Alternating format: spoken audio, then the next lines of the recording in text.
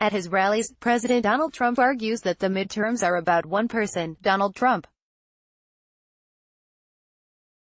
Get out in 2018, Trump told a crowd in Missouri last month, because you're voting for me. Privately, the president says the exact opposite. Story continued below. According to two people familiar with the conversations, Trump is distancing himself from a potential Republican thumping on Election Day. He's telling confidants that he doesn't see the midterms as a referendum on himself, describing his 2020 re-election bid as the real election, and he says that he holds House Speaker Paul Ryan and Senate Majority Leader Mitch McConnell responsible for protecting their congressional majorities. According to one person with knowledge of these talks, Trump has said of Ryan and McConnell, "These are their elections, and if they screw it up, it's not my fault." Other sources said Trump is sure to lash out at perhaps his favorite boogeyman of all, the media, for allegedly opposing him. By signing up, you agree to receive email newsletters or alerts from Politico. You can unsubscribe at any time. It's not all preemptive finger-pointing. Trump expresses greater confidence than most pundits about his party's chances of maintaining its House majority and expanding its control of the Senate. And he credits McConnell for motivating GOP voters by holding the line on Justice Brett Kavanaugh's Supreme Court confirmation. But in the event of an electoral blowout, Trump is poised to shift the blame a mile down Pennsylvania Avenue. Look for the White House to say something like Paul Ryan chose to be a lame duck speaker instead of leaving, which cost Congress the chance to do several things before November, said an aide to one GOP member who speaks with the president often. A Democratic wave would be especially awkward for a president whose brand is success, and who boasts that his record in office is unmatched by any of his modern predecessors. Already, hints of a distancing strategy have started to creep into Trump's public comments, even as he continues to crow at rallies that the midterms are a referendum on his first 2 years in office. Trump told the Associated Press recently that some of his supporters have said to him, "I will never ever go and vote in the midterms because you're not running," inside the White House. Aides are resigned to the fact that Trump, as he has often done, will follow his gut on how to message any Democratic takeover of the House on November 6. Those around Trump are anticipating lots of unfiltered, early morning tweets casting blame on everyone but the president. "It would be a lot of shooting from the hip in early morning Twitter," said a well-placed Republican source, who added that the White House seems to lack clear plans for post-election messaging. The themes are already predictable.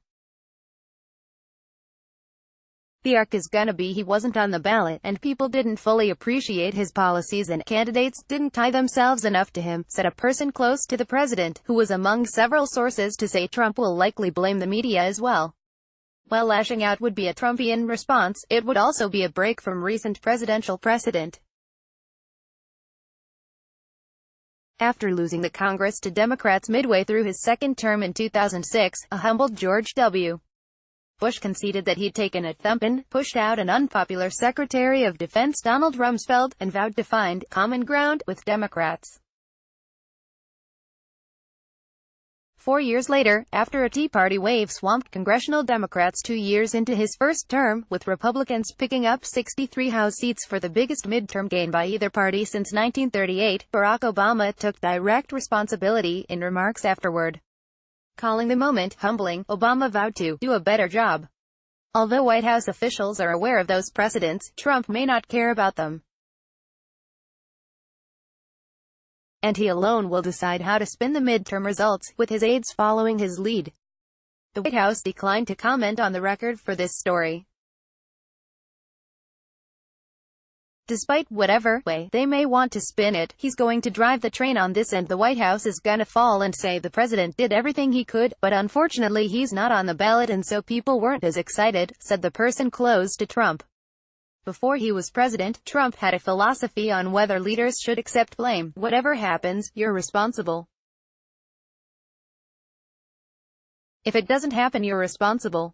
But once in office, Trump, backed up by his communications team, has shifted blame for setbacks to others, especially Congress. After efforts to repeal Obama's healthcare law stalled in Congress last July, the president blamed a few Republicans for holding up the process, despite creating considerable confusion on Capitol Hill with his own mixed signals on healthcare reform. White House Press Secretary Sarah Sanders echoed Trump's line, saying it would be absolutely ridiculous for Congress to try to place the blame on the president for the inability to get their job done. And when Trump's endorsement of Roy Moore failed to carry the Alabama Senate candidate to victory last December, the president claimed he was pressured into backing the wrong candidate. Those around him reinforced his claim. This need to be a recognition of the lousy political advice that POTUS has been getting, and it needs to change, Tony Fabrizio, a top Republican pollster involved in Trump's 2016 campaign, wrote on Twitter at the time. We're in a completely different dynamic now where we know President Trump will be perfectly comfortable in a finger-pointing exercise, said a former senior George W. Bush aide, who claimed his boss, by comparison, was perfectly fine with owning and taking some of the heat off the Hill leadership after the 2006 midterms 2 years before Bush left office. A former senior Obama administration official, who recalled cringing when the ex-president used the term shellacking to describe the results of the 2010 midterms, said the White House took stock of the situation afterward and determined Obama could continue chipping away at his agenda through either executive authority or working at the state and local level. I'd only cringed because it was so true. We were shellacked, this person said, adding that Obama nevertheless displayed a willingness to accept responsibility and not wallow in defeat, should Trump buck that trend by refusing to bear any blame. Some Republicans said they would be disappointed, albeit not surprised. The president's rhetoric is what's actually energized the left, so it would be hard to put it on Congress if we lost the House, a senior GOP aide told Politico. But it's just classic behavior on the part of this president to not shoulder the blame if things go bad, and to definitely take responsibility if things go right. Still, some of Trump's most steadfast allies say he would be justified to turn his ire toward congressional Republicans if November becomes a bloodbath for the party in power. They claim he has done everything possible, like holding back-to-back campaign rallies last week, to assist GOP candidates battling for their seats or seeking to upset Democratic incumbents.